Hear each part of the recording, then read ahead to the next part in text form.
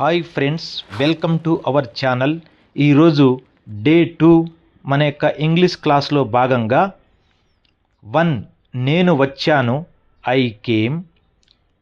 Second, అతను వచ్చాడు, he came. Third, ఆమె వచ్చింది, షీ కేమ్. ఫోర్త్, వారు వచ్చారు, దే కేమ్. ఫిఫ్త్, రాజు వచ్చాడు, రాజు కేమ్. 6, రాణి వచ్చింది, రాణి కేమ్. 7th, అతను వచ్చాడా, డిడ్ హీ కమ్.